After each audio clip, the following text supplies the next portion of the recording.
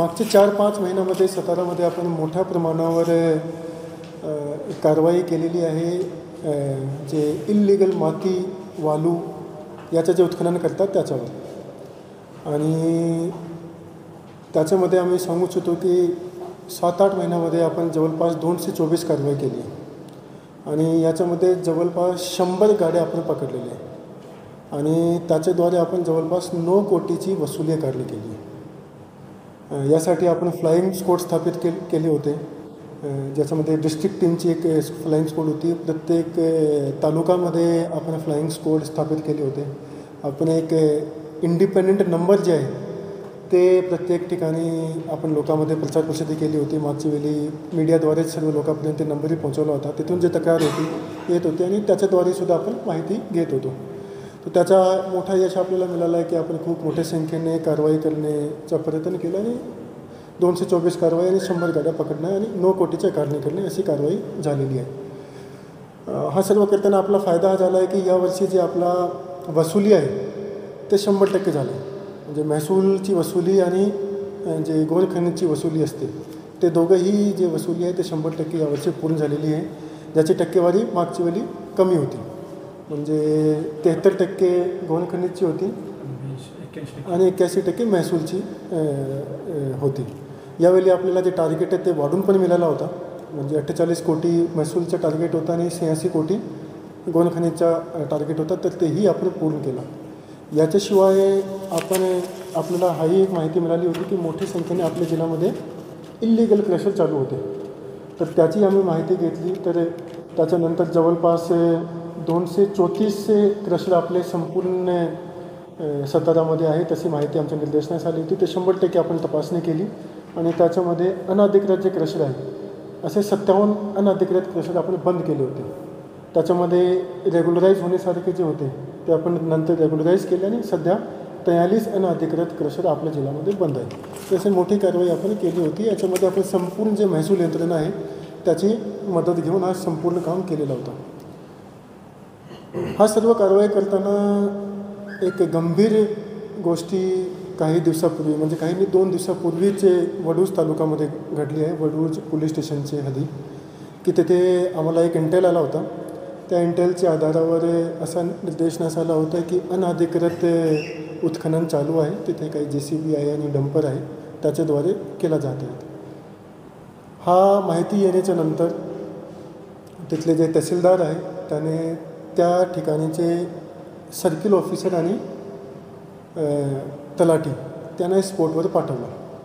स्पॉटवर गेले, त्याचे जे JCB आणि त्याचे डंपर होते ते त्याने सील करण्यासाठी त्याला सूचना दिली. ते एकदम रीतसर शासनाने ज्या पद्धतीने काम केलं पाहिजे त्या पद्धतीने ते काम करत होते. पण तसा करताना तिथले जे अनधिकृत वालू उत्खनन करत होते त्याने त्याच्यावर मारहाण केली, त्याच्यावर अटॅक केला आणि ही फार गंभीर गोष्टी आहे. जेव्हा आमच्या निर्देशनास आला त्याचे इमिडिएटली आम्ही आमचे तहसीलदार प्रांत त्याच्याशी बोललो, डिप्टी SPशी बोललो, तिथले स्थानिक जे पोलीस स्टेशनचे जे अधीक्षक आहेत त्याच्याशी बोललो, SP साहेबाशी बोलणं झालं आणि इमिडिएटली आम्ही त्याच्यावर गुन्हा दाखल केला आणि त्याच दिवशी त्याच रात्री त्या माणसाला अटक पण झालेली आहे. याच्यामध्ये अजून काही लोक आहेत ज्याचं नाव आहे, तर त्याचाही शोध सध्या चालू आणि त्याच्यावरही सुद्धा आम्ही मोठ्या प्रमाणे कारवाई करण्याचा आमच्या मोहीम जे आहे ते चालू आहे.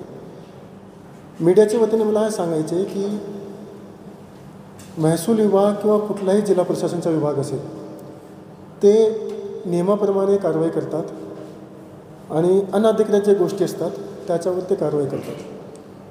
कारवाई करताना नियमाप्रमाणे जर आमचे लोक कारवाई करत असेल आणि अशी गोष्टी कुठलीही, म्हणजे मी मात्र महसूल विभागाबद्दल सांगत नाही आहे, संपूर्ण शासकीय यंत्रणाबद्दल सांगत आहे की अशा प्रकारचा कोणीही गुंडागर्दी करण्याचा प्रयत्न सातारा जिल्ह्यामध्ये केला तर अजिबात त्याला सोडणार नाही.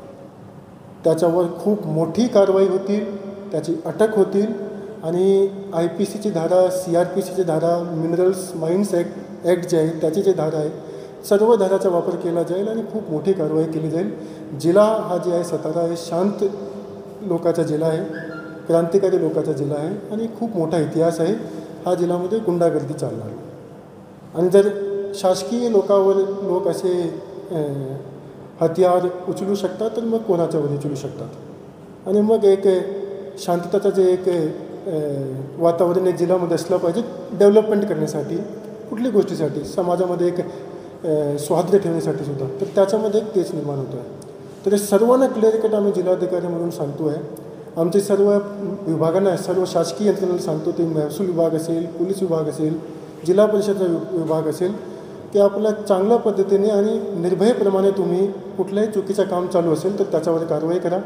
विकासाचे काम जे आहे ते करा. आणि कोणीही चुकीचा पाव उचलला तर त्याच्यावर ज्या पद्धतीने आम्ही वडूजमध्ये कारवाई केली आहे त्याच पद्धतीने कारवाई करणार.